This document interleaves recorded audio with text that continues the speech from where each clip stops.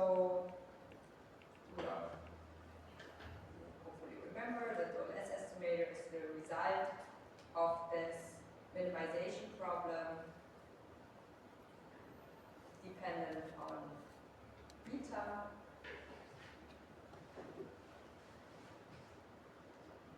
And the loss function here are the least squares residuals. And we knew if we solve this, so use the first error conditions to solve this here, we get x prime y minus x prime x beta is equal to 0. So these are our first order conditions to get the least squares estimator.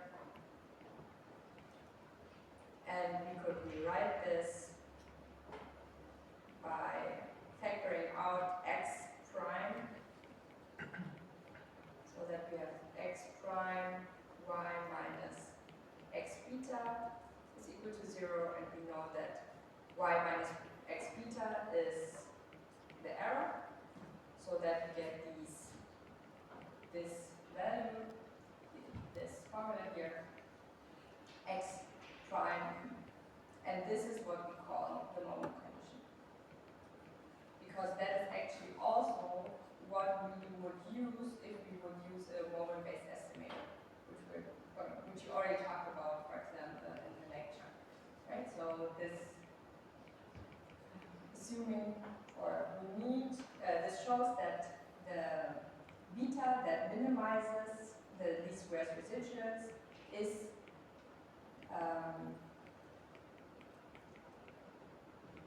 a solution to this system of equation of x prime. And in the case of the IB estimator,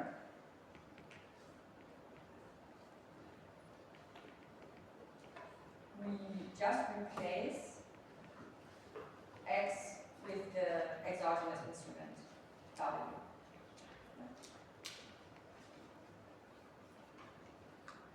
In the moment conditions.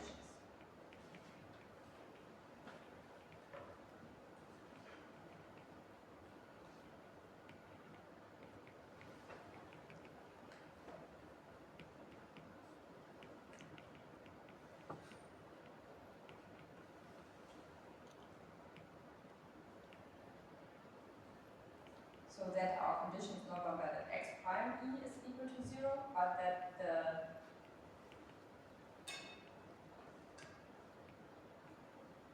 instrument W prime E, that is equal to 0. So that we have the assumption, we use the assumption that the expected value of W prime E is equal to 0, right? And that is what no longer holds for our x's under energy. And that's the issue, right? So we have to swap this out.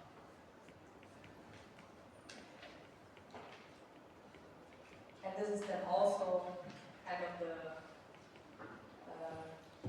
what you talked about in the lecture already with GMM, so the generalized method of moments, that is just generalizes the whole thing to, or the method of moments would use exactly as many moment conditions as we have issues or parameters to estimate, so for, in this case, endogenous variables. And the generalized method of moments then allows you to have way more moments, or how to work, or how to include more and more moments. Okay? And in the end, OLS and the IB estimator are both generalized method of moment estimator, so we can, under certain conditions, they will lead to the same results as the general method of moment estimator, which is pretty interesting.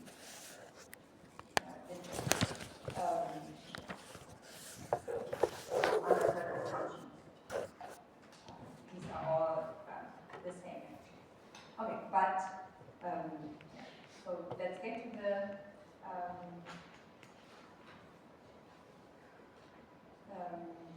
generalized IB estimator.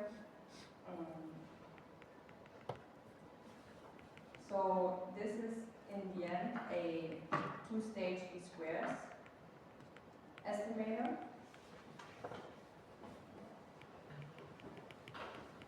And we derive this by first deriving the first stage,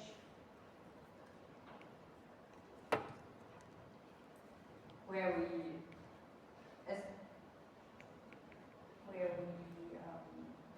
regress x on the instruments, and there's a parameter for that governs this relationship between our endogenous regressor or our regressors and the instruments, and then there's an error.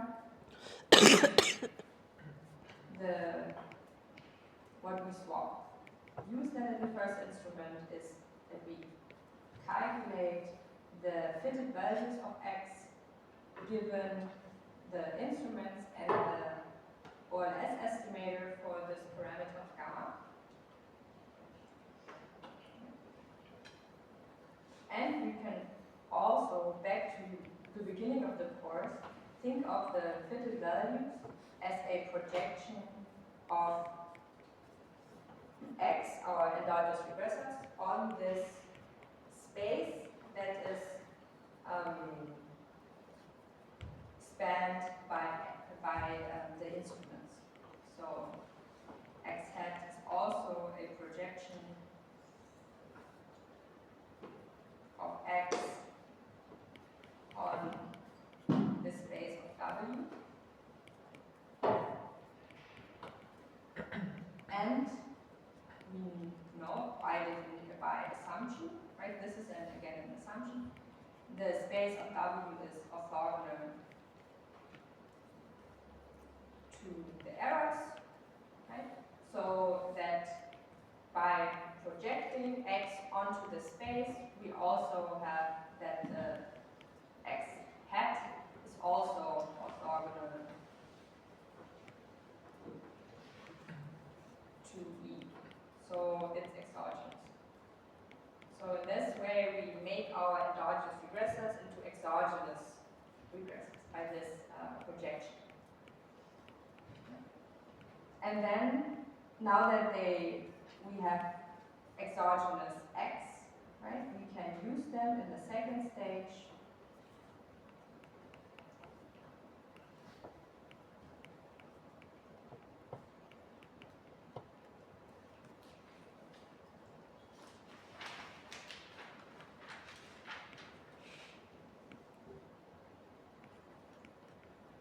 plug them into the moment conditions.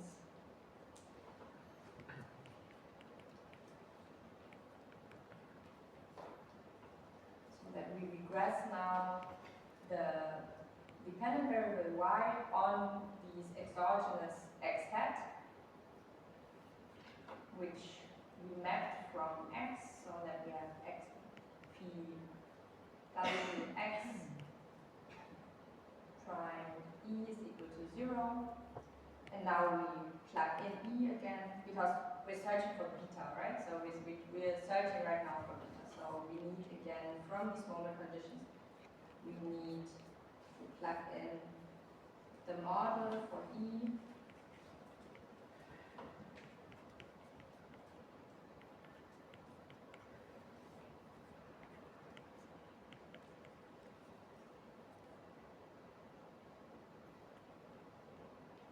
so that we get an estimator for beta.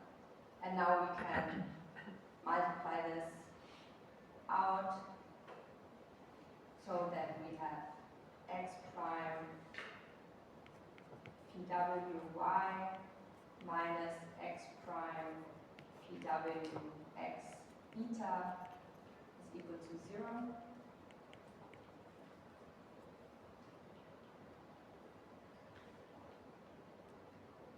And note that I plugged in here for E the true model. Yeah, I didn't plug in the x beta. In the end, it doesn't make a difference, because what we would have here is when you look at this here, is that we have a pwy also, and because pw is idempotent, we could just write this as a pw, and then we would see that there's actually both of these, everything is projected onto W, right? But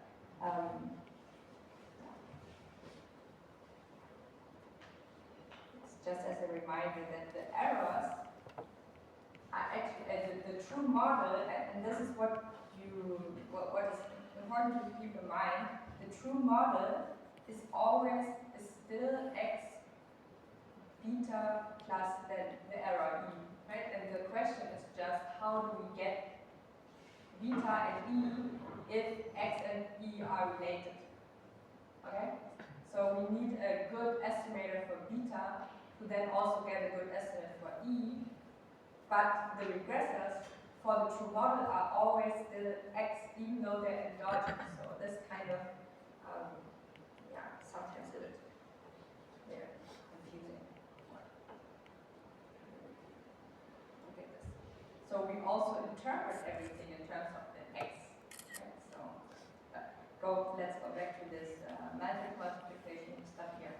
And then everything works as usual. So we get as before. We take this to the other side.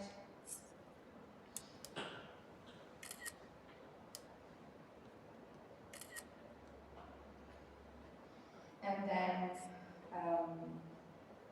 this has to be invertible, so we get beta hat general IV as x prime x, pw x, inverse x prime, pw y.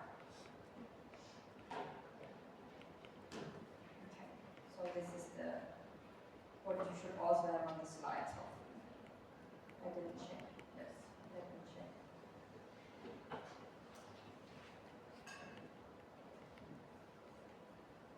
Yeah, so this is here on slide, that formula on slide 157. This is how you get there.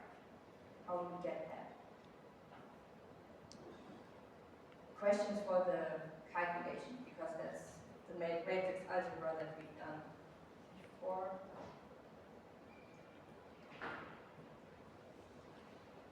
I hope you can follow there.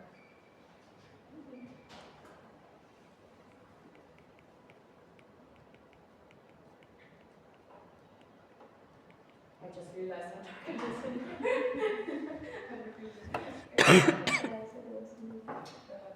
okay, so. Sorry, Yeah. can you back to the very beginning?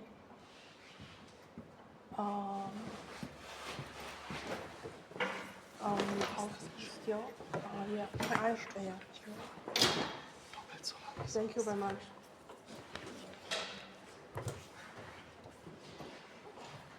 Okay, so that's how I did the estimate, and there was a question I think in this here. What happens if all original regressors are validated?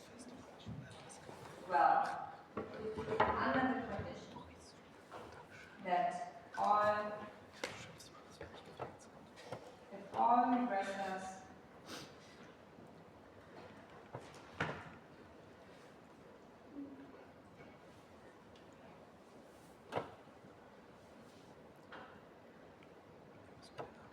are exogenous, so that we have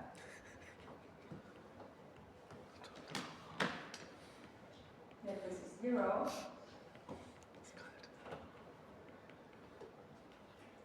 the generalized IV estimator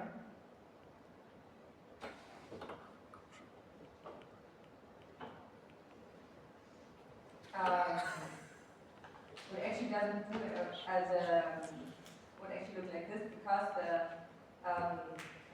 x is already, if we use x as the instrument, right?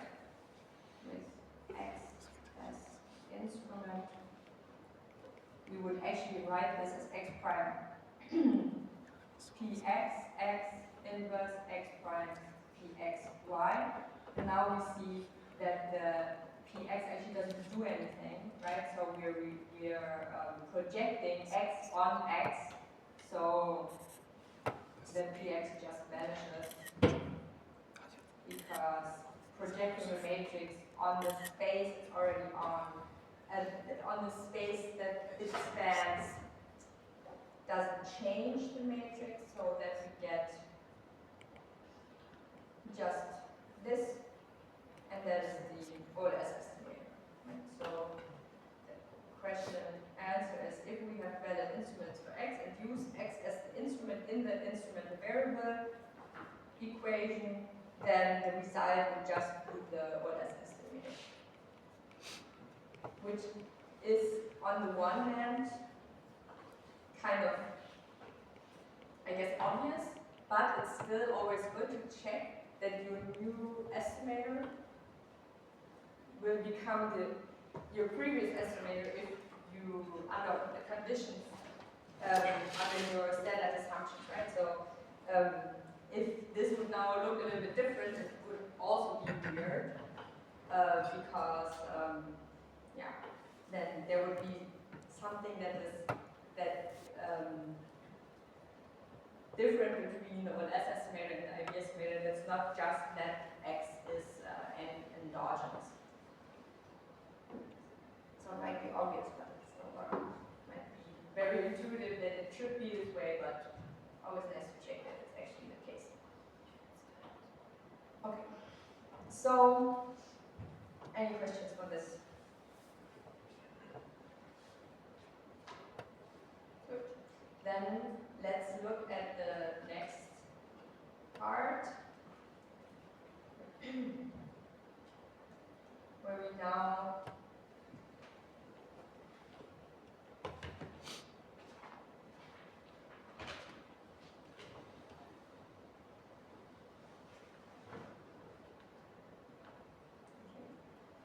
that doesn't really make sense.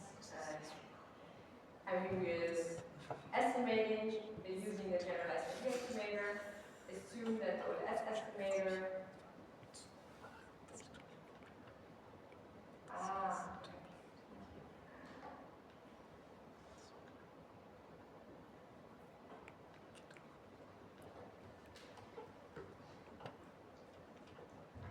What is it supposed to? I don't know. Sorry, guys. Didn't know what I was thinking there. I mean, the exercise is supposed to be about the variance. So we're estimating the variance, or we're estimating beta with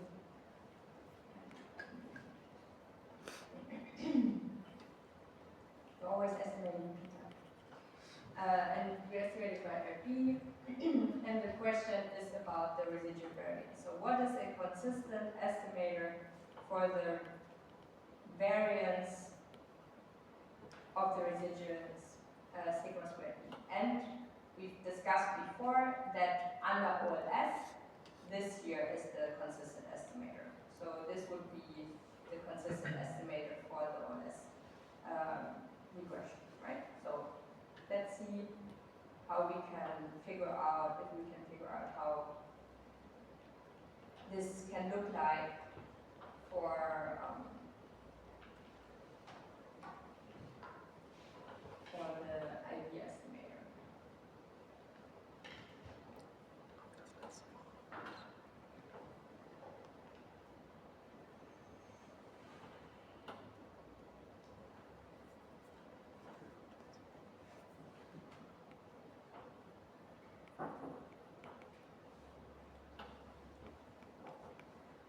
And the estimator for the variance of the errors is always important because it's part also of the standard errors of our residual, of our the standard errors of the parameters, right? So of our estimated parameters, and we need them for inference. So if we want to test anything, we need this thing. So we want a consistent estimator for the variance of that error.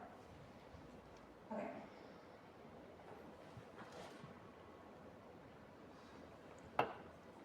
And here we run into this issue that there's a difference between the true model error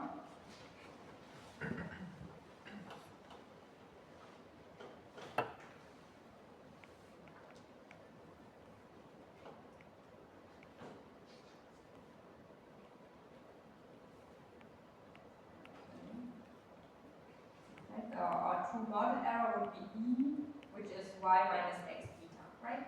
We don't observe, we don't know beta, right? So we can calculate this. So that's why we estimate it.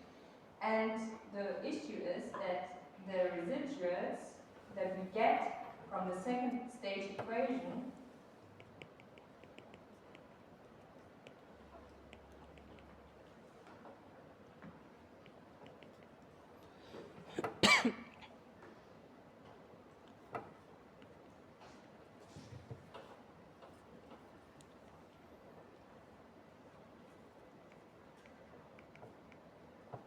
are actually the hat given that is equal to y, so the observed value is y, minus the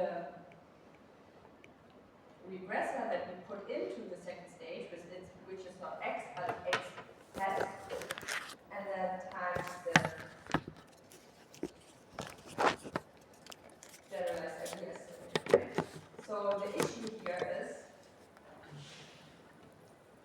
that we have this weird x here. Okay, and these residuals, so if we estimate with this, and we just calculate the residuals from the model, they don't contain the true regressors.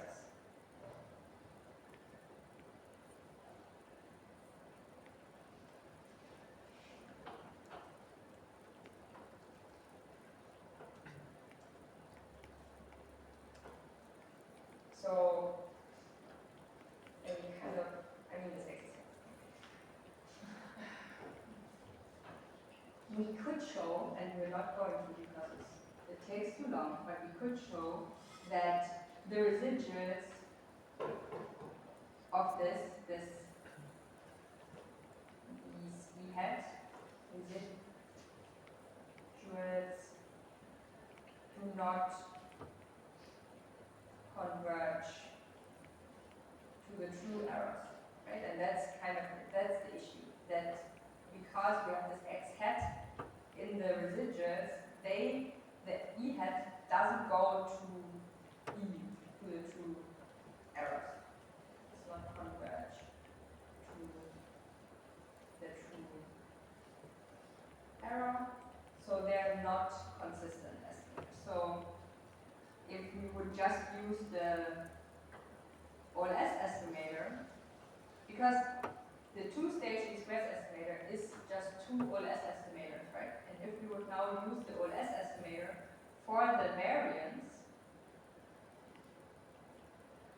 this would also not be consistent for the variance, because the errors, the residuals here, don't converge to the true parameter, so the variance as squared can also not converge to the true variance.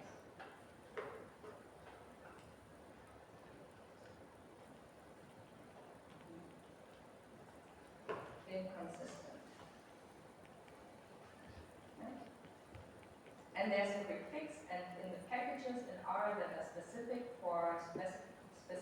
for the IB regression, or if we would actually solve or derive the variance here, we would do it in a way that we use not the second stage equation for the regressors, but the true regressors to calculate the residuals. Instead, use E tilde, which is y minus x beta hat GIB to get these errors.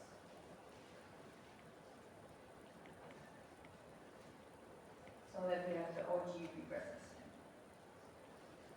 which are endogenous, but that doesn't matter, right? So they will still give us, and now I'm back to okay, what is our true model? Our true model is y is equal to x beta plus e. And the question is, how do we get beta? Right? The question is always, how do we get beta? If we have an endogeneity problem, we need to use these variables to get a consistent estimate for beta. But as soon as we have this consistent estimate for beta, we need to use the original regressors again to get a good estimate for E. Okay? So that's kind of the whole thing. And the real estimate for E is important for our variance. Right? Because and the variance is important. The variance is important for all of our inputs, so all of the tests. So we always need a good estimator for the errors also. Not only for the beta. And the beta, we get that with the ID estimation or two-stage squared estimation. And we need to be, if we then derive the variance, which is also on the slide, I think, here, that's the variance down here. That is derived in a way where the true model is where we plug in the true model for the error.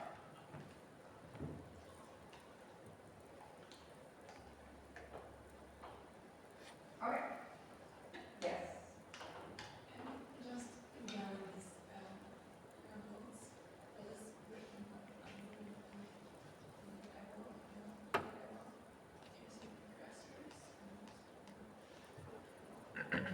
Converge? You mean this word here? No, Do not residual? I mean, which line? yeah, Residuals we have?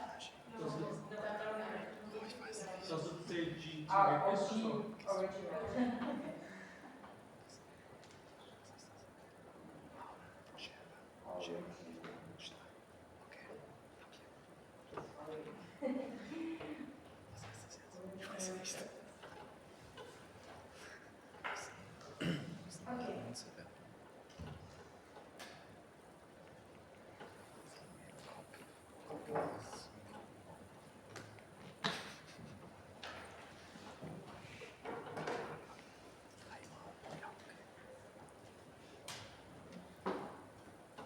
Okay, so if there are no other questions, we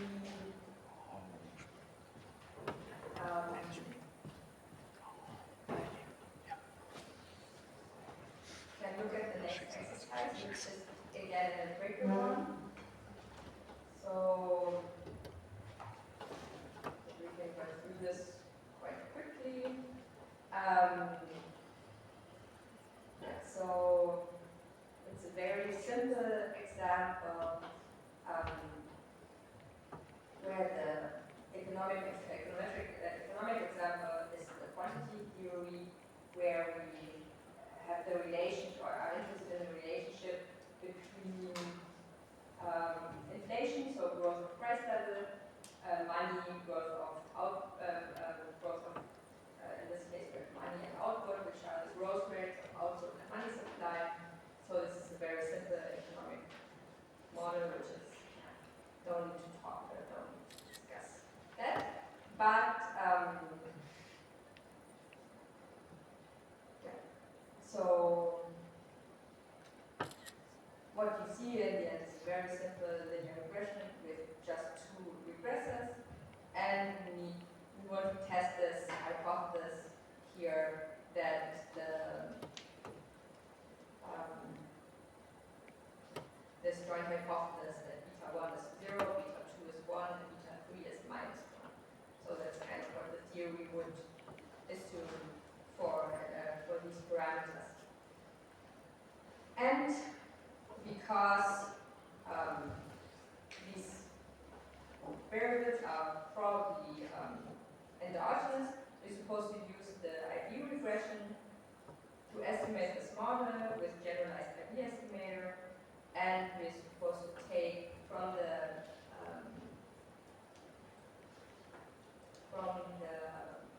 group of variables that we have, the initial value, school, and investments, and the population rate,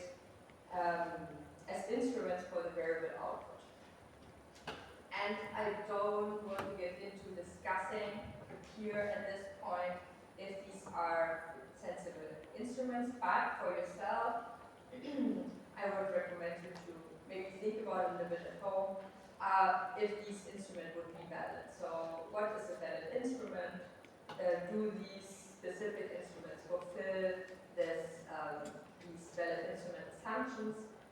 Yeah. I think that would be good practice for you guys for the exam. Yeah, okay, so what we assume here is then that output is our endogenous regressor and money is actually exogenous,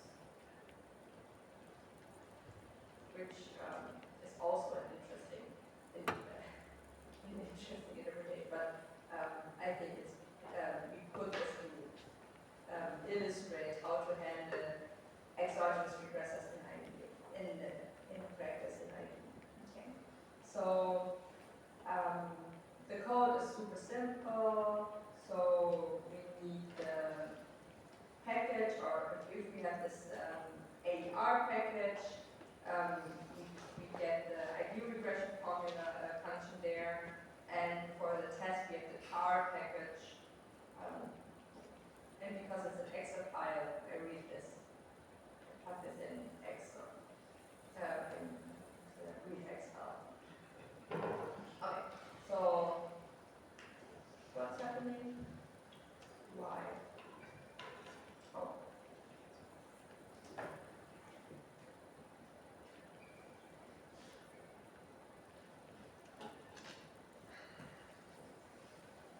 Okay, so this is our data. Let's just have a very quick look. We get the inflation. These are weird numbers. Okay. Crazy inflation. Doesn't matter. We have the initial value, which was, yeah, maybe let's have a quick look at what these actually are. Initial is the initial level of real GDP. Okay. Then we have school, which is a measure of educational level of the country's population. Okay, and then we have INP, which is the average investment expenditure as a share of GDP. And we have pop rate, which is the average growth rate of the country's population. So I guess this is a sample of 76 different countries. So it's not over time, but it's like different. It's a cross-section of countries. Okay, and then we have the money growth, the output growth, and the inflation. Okay, so now that makes more sense that we have inflation so high, because there seems to be countries that have crazy high inflation in these in there. Okay. Sorry. Anything else to see? So it's always good to first check. In larger data sets, you should use it to code, but it's nice to check like this little small data set. Just looking at it, if there are any missing data. If they are, we need to get rid of them. Okay, and then we're supposed to use the IB regression function to estimate this, and this works very, very easily. So again, I specify I want to save this model, so I have the model IB regression, error, and then the function IB regression. And the first part is just writing the model that you want to estimate, so that you're searching for, including all of your endogenous regressors, just as before in the LM function when you do the OLS regression. And then you have this slash here, and you after that you add up all of the instruments that you use and all of the exogenous regressors. And this is why we made money exogenous, so that you see that if you have or know that one of your regressors is actually exogenous, you would also need to put it into the last part of your regression. So you need to also in the first step, because that specifies the first stage, right? So that's in the first stage you regress your endogenous regressors on all of the exogenous regressors and all of the instruments.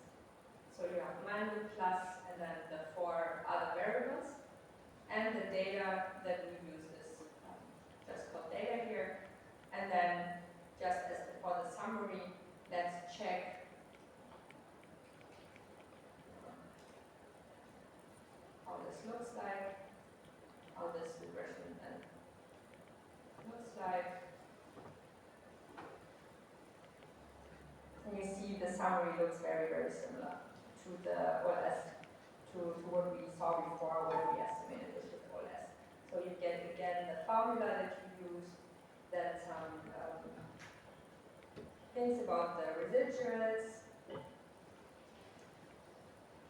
and then you get this, your estimates, and you see you don't get information on the first stage. You just get information on your model of interest, right? And you see that the variable names here are actually your true regressors, right? So you get here, this is output, then what was your endogenous regressors. In the background, the output variable was swapped out for all of the instruments, for the fitted values from the first stage regression of output on all of the instruments and the exogenous variable. And then this here gives you the estimate for this of interest, right? Okay, so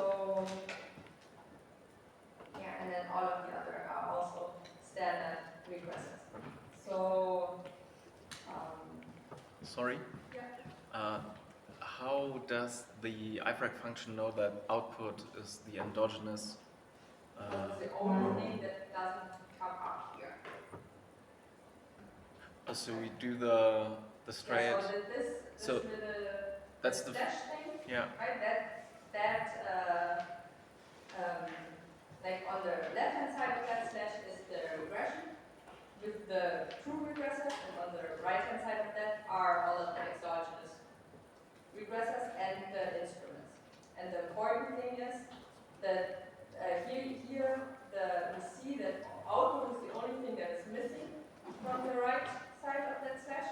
So this is how we then know that you use this as instrument.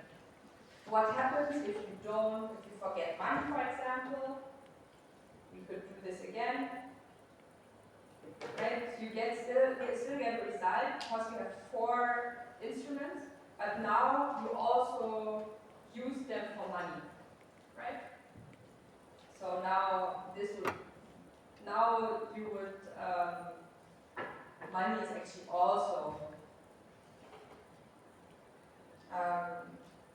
swapped out by the first stage regression, right? So you always put in you use all of the exogenous regressors as also as an instrument.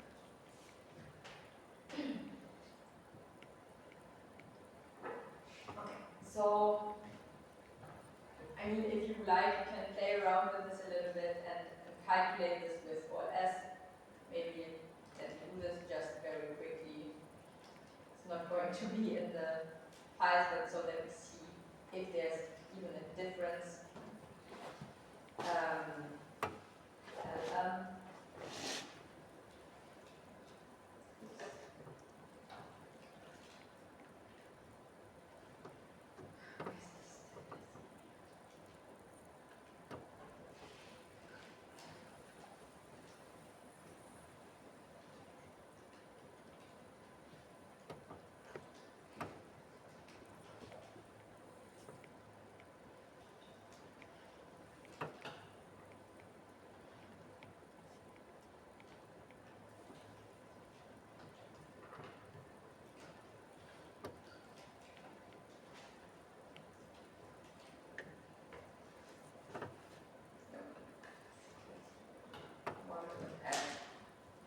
So let's see, they differ even all. Now the first one is just if we use all S and we get a parameter for output that is -1.66, and then if you use the IV regression, we get output as -1.39.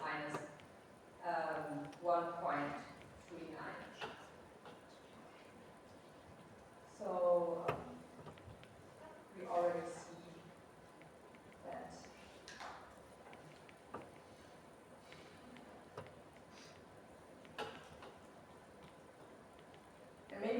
what I think is interesting here at this point is that because that's also a basis for some tests that we can do for the instruments and for endogeneity. What is interesting here is really, again, thinking about how these estimators should look like under certain conditions. And we know that if our variables are exogenous, right, if output would be exogenous, the OLS estimator would be a consistent estimator for beta, and the instrument variable estimator would actually also be a consistent estimator for beta. So under exogeneity, these two parameters, these two estimates should look very similar, right? And now the question is, okay, is minus 1.66 and minus 1.67 or something like this, or 3.6, 3.9. Is that similar? Well, that's for the statistical test side.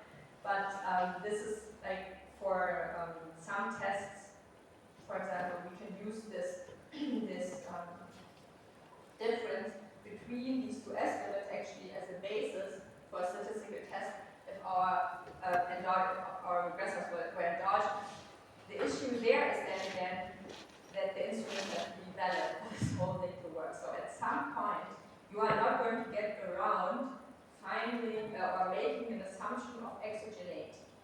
Either you have to assume exogeneity on your regressors, or you have to assume exogeneity on the instruments, right? So if anything doesn't work there, this whole thing fails. But sometimes it's easier to explain exogeneity on instruments than it is to explain exogeneity of the regressor that you're actually interested in. Okay, so this is just, I mean, this is why also, like for all of these tests, it's good to have in mind like, how these different estimates look like under certain conditions and how they compare. Okay, yeah, that's just one thing. Then maybe the other game we can play here is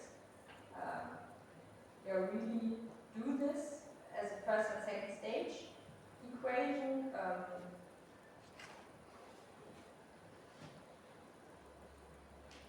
Let me also do this very quick to see how it may look like. So the IB regression, if we do it this way or if we do it manually, you would have the first stage equation. So the first stage, which is just the OLS regression of output on all of these instruments, all of the instruments and the exogenous variables.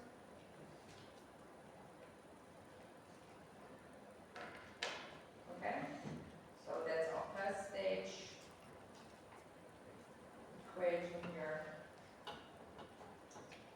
I mean, calculating this might be interesting to see actually how they look like, how this looks like, so we can, how they are related, summary of the first stage, because what is one thing that we might see in the summary, well, if one of the instruments really doesn't matter at all, you will see it there.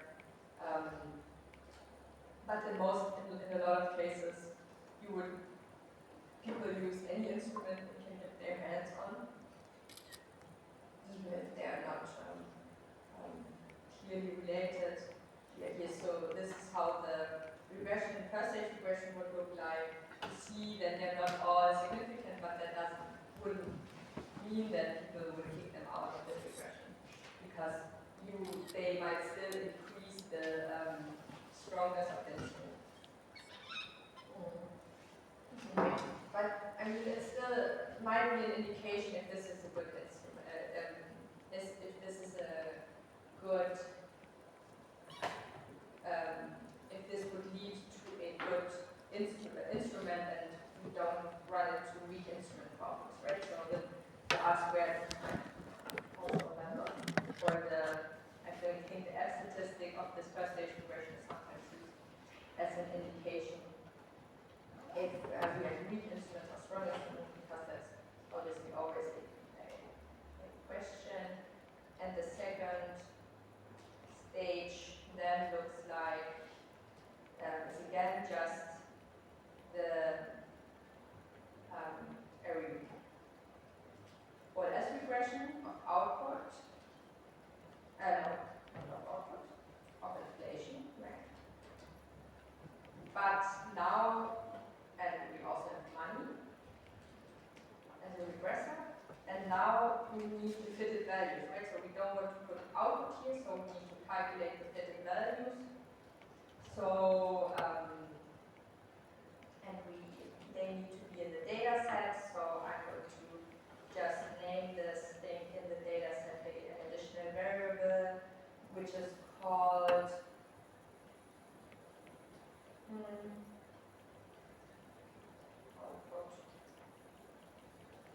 cat, which is just the, and then fitted values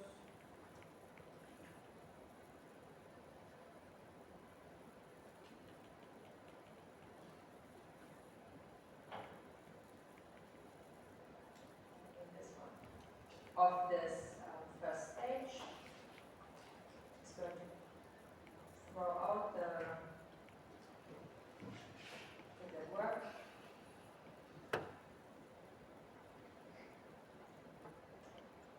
Let's see. And now we can have here output hat, because it's in the data set. And let's see how does that also work. And now if we look at the summary of the second stage, I hopefully get something that is loose. Okay, so the first one was just the OLS. The second one was the IQ regression with the output estimate of minus 1.39. And then the second stage, that's the first stage, and then the second stage also has output as minus 1.39 for 2, so that's the same. I did it correctly, so these estimates should be the same. And then the only issue here is actually the standard errors, right? So because the second stage equation here that we see the summary of here, these standard errors are based on the OLS standard on the OLS formula for the variance of the residuals, right? And as we discussed in the just now in the this year, this formula would be missing the true regressors. So this is not a consistent, or these don't rely on a consistent estimate for the here. The residual standard errors found here, they are not a consistent estimate for the actual residual standard errors. For that, this formula would have to know that we have a second stage equation here, and this is why the real residual standard errors of this regression can only be found in the IQ regression formula. Right? You could calculate it yourself, and you can calculate that by hand.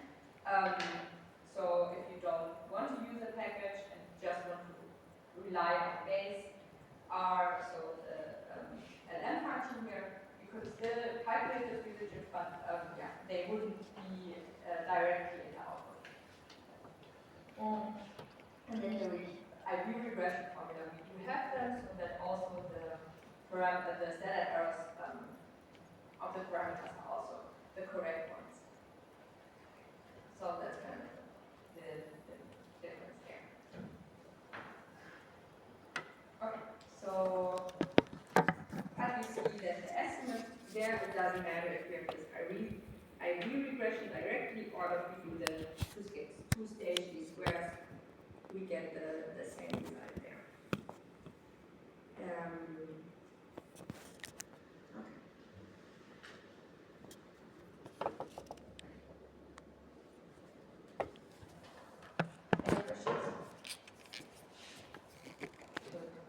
then, yeah, I mean this test, we've seen this before, so this is a joint test.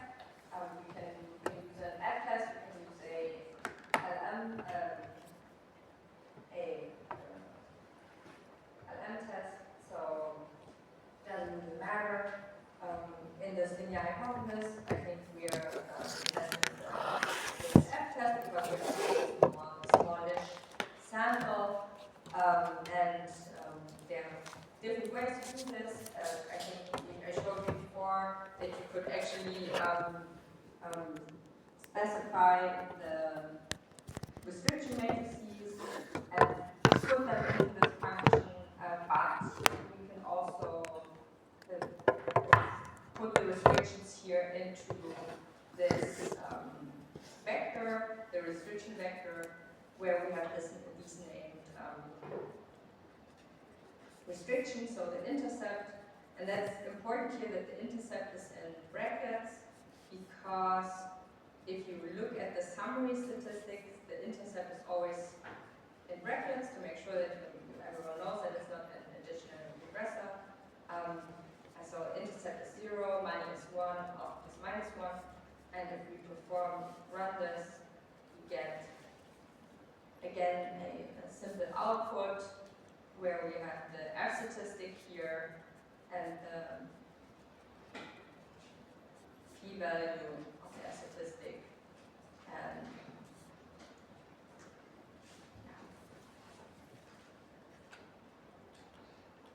this p-value is, just as a reminder, we get here 8.6 times 10 to the power of minus 5.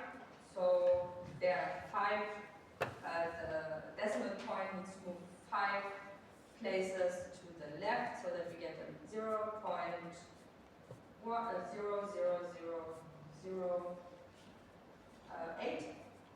So it's very small, that's almost 0. So the p-value here is approximately 0, so we can reject the hypothesis.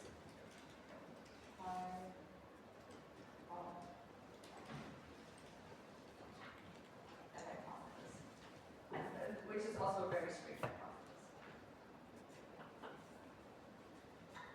Okay.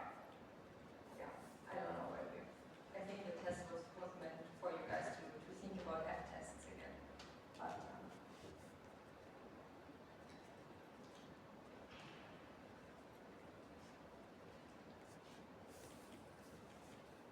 okay. Any questions for this exercise? For the R.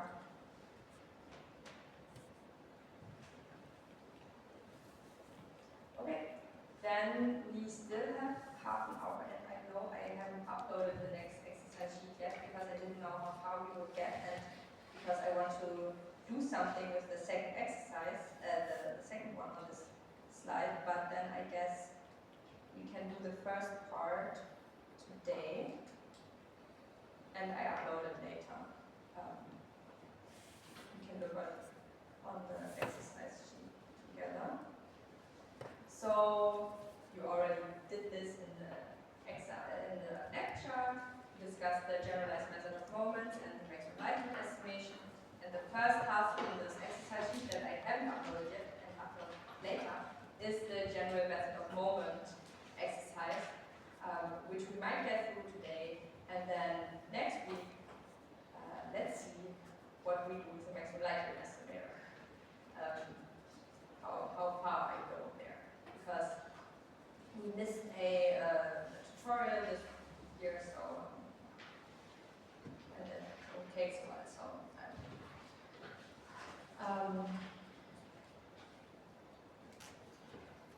I mean I can use your input here. So the second exercise would actually be me deriving the maximum likelihood estimator for beta and sigma. I mean that's lots of derivations and math. Are you interested in seeing that? Depends if it's relevant for the exam. At this point, yeah, I mean, yeah, I don't know. Yeah. Yeah, this is why I wanted to think about this exercise before uploading it. Okay, yeah, let's see. I will discuss this with Professor Notes.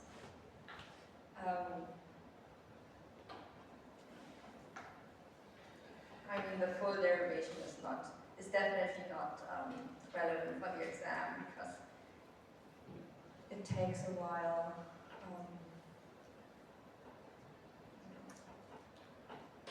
And in the end, it's taking derivatives of log functions. So you should be able to do it with your math knowledge, but yeah, it just takes one. So, okay. Let's see.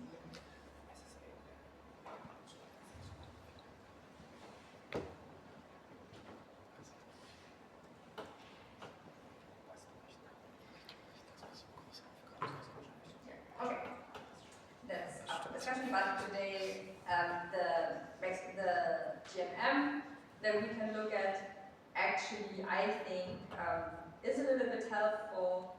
Maybe we have a kind of mix of, or it's an empirical example, and it's a very, very simple one. It's from a textbook,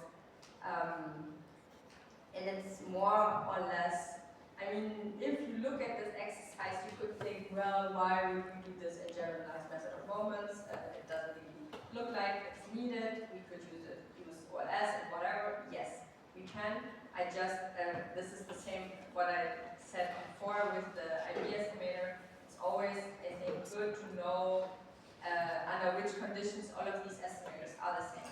The issue with generalized method of moments, if I would actually give you an example, an empirical example where this is really needed, this would take a while, okay? And it's in a lot of cases they actually don't work very well, especially if you tone this down. So if you're interested in applied microeconometrics and do anything with them, the estimation method that is mostly used in microeconometrics is GFM. Okay, so I think this exercise is hopeful. I think it's a little bit helpful at establishing like the simple steps to get there. But just if you read applied micro stuff, they use in a lot of cases GMM and they whatever. But yes, it's not really super necessary here. It's a very simple linear regression where we have as an example the CAP-M, where we regress excess returns of a specific stock, of a specific stock portfolio on the excess returns of the overall market portfolio, so the whole market. So you see that it's just a simple linear regression. Y is equal to alpha is equal to plus beta x error. The beta is our variable of interest because it in the CAP-M model gives us information about how risky a specific portfolio is. Okay, for that doesn't matter. So for this simple example, first, and I think that's kind of the crux of the whole thing is, what are these moment conditions that we're always talking about? And so in A, we're supposed to answer how many moment conditions are needed to estimate alpha and beta in equation 1, write down n moment conditions and their sample analog. So, and that's then the thing that I said before, is, and this is how it's also very, very similar to IB, because the moment conditions are again kind of the same. So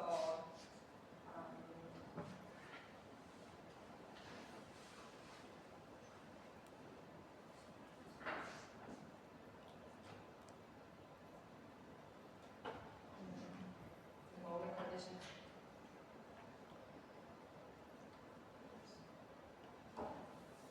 are the same. So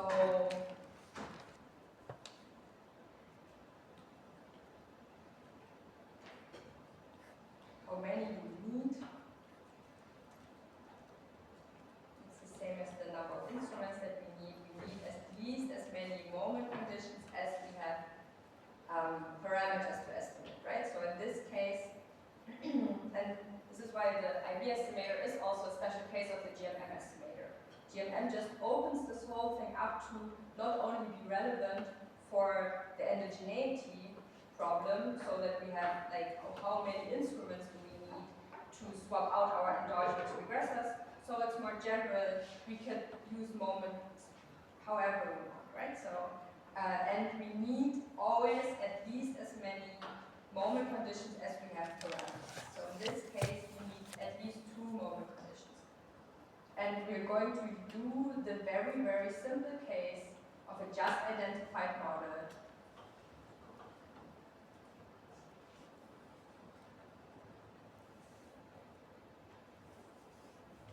where the moment conditions are actually exactly 2. Okay? So we get exactly 2 moment conditions. This is the example that I'm going to do. The nice thing or the interesting thing about GMM is that we can include more and more moment conditions, and the GMM estimator is able to weight them, these moment conditions, then in a way to get efficient results for the parameters beta and then also for the variances. Okay, so the moment condition of theta for where theta are the parameters is the expected value of this function g of y and omega, of theta, and this is just a function of data and parameters. Like same as before, right? And then we have the theoretical moments.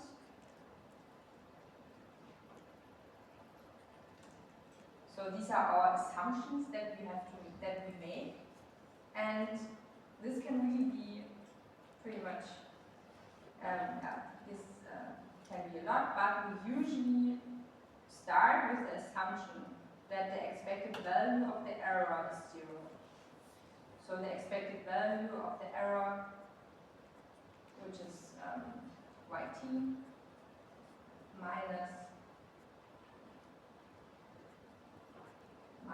alpha minus beta xt is equal to 0. And the second one, so this is usually always the first one, right? Because that's an easy one. We would always want to assume that the error is in expectation 0, because that means that we expect not to make an error, right? So there's no systematic error. So that's our first moment condition. This is also what we assume under OLS, right? So the second moment condition then is usually related to the relationship between the errors and something else, right? And in this very simple model here, we're just using the regressors, right? And for instrumental variables, you would now maybe use the relationship between the error and an instrument, right? So this is very, very open. So of what you can do here. So we get this relationship, the expected value of this relationship between epsilon t and xt, which is also supposed to be 0, right? So this is our moment condition. And as I said, this is right now we're just in the OLS realm. So if you think this further and if you use this, then we end up in the end with OLS estimator. Because these are the moment conditions of the OLS estimator. If you would put here as the second moment condition some instrument z, right? Then you would get to the instrumental variable estimator actually. So this is why I think also on the slides, I mean this is kind of the point here that is made on the slides also, I think, in the beginning of the GMM, is GMM captures most general cases of the other endogenous, most general cases, and includes all estimators discussed as part as special cases. Right? This is also why sometimes you read in some papers you actually read that they use GMM because they use the package or something, but in the background, because all of the assumptions they made are so simple, it's just what, right? And then it just sounds better. Or I don't know why they do it, but I mean that's fancy, right? So not everyone knows OLS, but not everyone knows GMM. But in the end, in a lot of cases, you could just use GMM, OLS with or OLS. If like here. Yeah, it's going to lead us to the same. And I just wanted to make sure that you guys take away here how you write down these moment conditions, because this is how people work on them. Okay, so this function here in the expected value, this is our g, right? So this is this g of y and theta. So this is, you see a function of the data, yt, xt, and the parameters alpha, right? So the g, let's just write them out, is this vector of the moment conditions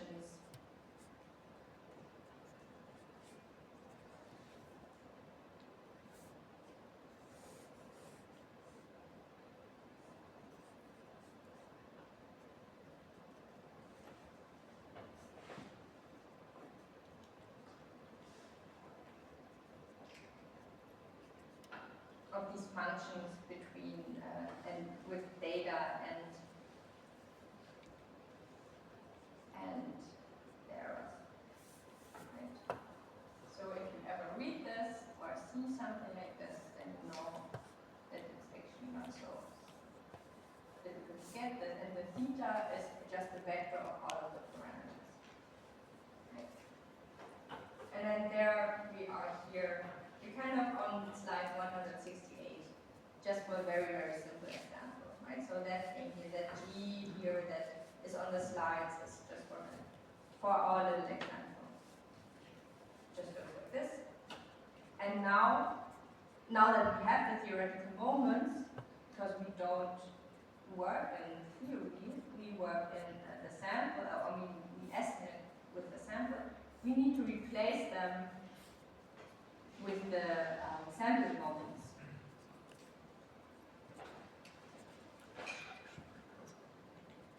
Right? And there we have, we use this relationship that we can replace the theoretical moments with the sample moments, which means for the expected value just that we plug in the arithmetic mean, right? So we just have 1 over t is the sum over of t to of 1 to large T of this function g,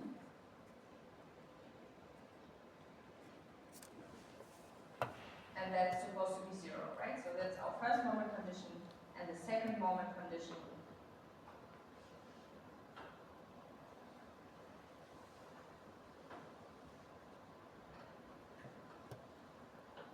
right? And for this example, and I'm going to say it a couple of times more, it's obviously very simple.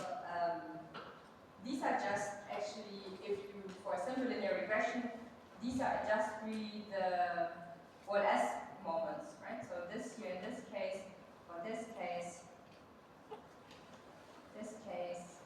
this is the OLS moment conditions, right? Yeah, but what's nice about GMM is that you could do more, right? So you could increase the number of moment conditions, even though you only want to estimate 2 parameters. You could put 10 moment conditions, right? And that's then how it generalizes the whole OLS thing. Okay, so in B we're supposed to show that the GMM estimator is equal to the OLS estimator, and I'm not going to go through with you of how to get there, but from this here, from this system of equations, you would get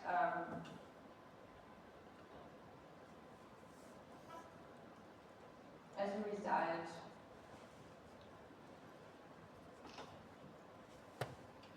just the OLS estimator.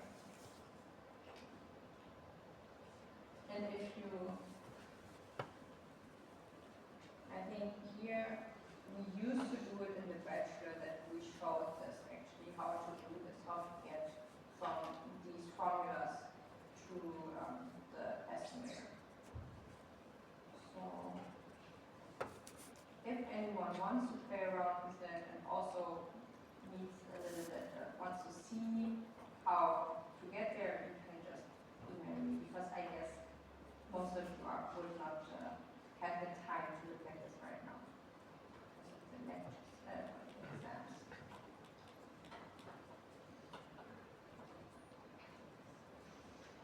Okay, so the result would be this year, which is, if you look at it closely, the empirical covariance of y and x divided by the empirical variance of x, right? So the sample variance and the sample covariance of these variables, and this is exactly our OLS estimator. Right?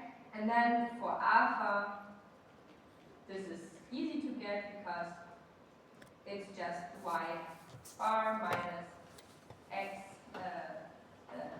GMM estimator, times x bar, which is the same as y bar minus the OLS estimator.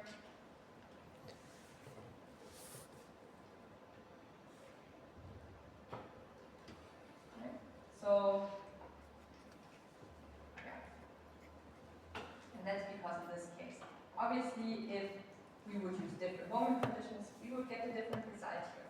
And in a lot of cases, if we have more moment conditions than we have parameters, we would, in a lot of cases, not get an analytical result, like here, where we actually see how this looks like, but we would need to solve this numerically. So, let me look at the exercise. Oops.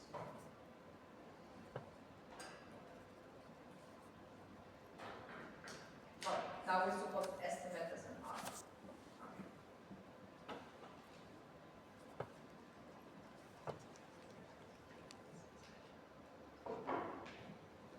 We have 5 minutes left. We can show you guys. You can definitely have a look at how to estimate this in R, and then do the rest next week.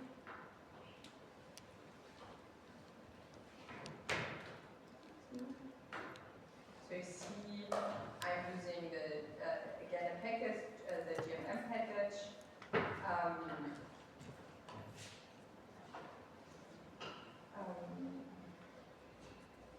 And just for illustration, we're estimating. I mean, we just showed that they are supposed to be the same, and now we estimate this model, the simple linear regression model, with OLS, and then the second part is the GMM. We use the GMM package. So you see on here, that's nice to see that this function is just called GMM, and then we need to specify z and x.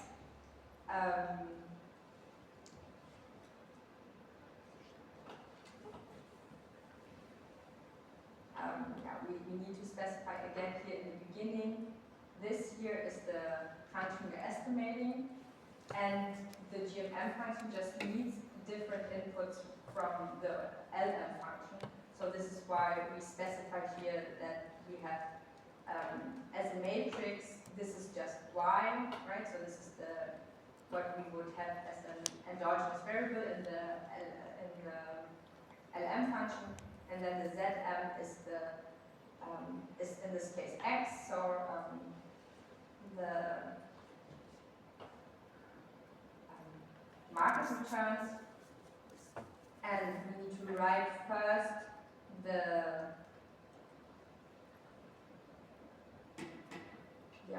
function, and then we need to specify that x is equal to zm, right? So, and for different kinds of, and this is kind of how you also see that this GMM package was centered around IB regression, because we kind of use it here in the sense of instruments, but in the end we use the true regressor as an instrument.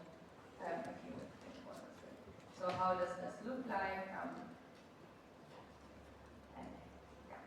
You see here first we have the OLS regression, so we have a parameter of 1.17, and then we have GMM, and I would say it doesn't look as pretty, but it doesn't matter. And you don't get the same amount of information actually. And yeah, so here is your coefficient, your results, and in this case we get exactly the same results because yeah, we just showed that under this condition where we just use the moment conditions for OLS, we obviously get as a result OLS estimator 1.17, but I think the difference here would be in the standard errors, if I'm not mistaken. So the standard error, OLS standard errors are actually 0.07 and the GMM standard errors is 0.06769. So it's kind of, yeah, you see there's a small difference here. Yeah, the rest doesn't really matter. So we have here the method is 2 steps. So I guess, I mean, you could specify in this GMM, as I said, you could specify a lot of stuff, right? So you could use a different method. Then the kernel, here quadratic spectrum in this case, that's important for the variance estimation. And down here there's this test that is automatically done, the J test, which really does not make any sense in this case because we have a just identified model and the J test is a test on over-identified models, so I don't know why this works in this case. But yeah, I don't know. Or why this is even there. Okay, so but you see, under this condition where we have where we just use the regressor as instrument or in the moment conditions, we would get the same result as well as. Okay. If we would have an instrument, then we would get the same result there. So if you feel funny, you could do the exercise 5, actually also have a look at how that looks like when you use the GMM function and do this regression in the general method of moments. Because you should get a similar result if you use the instruments in this GMM function, therefore for the moment conditions. Okay, so we only have 2 more by step. The rest is done next week. Okay, good idea.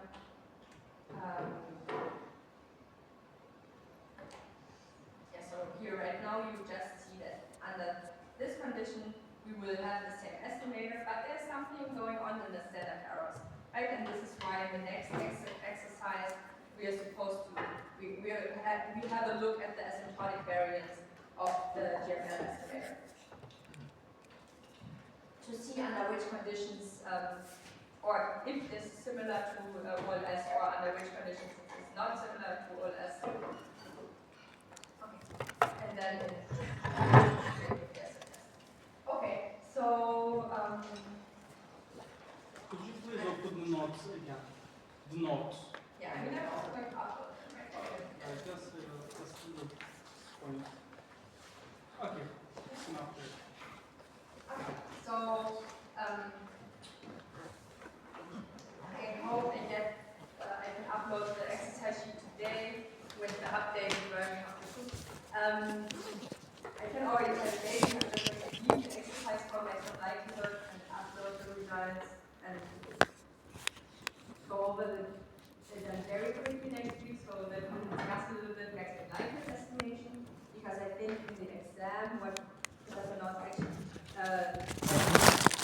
this one is not like the typical OLS regression, but maybe a little more simpler one where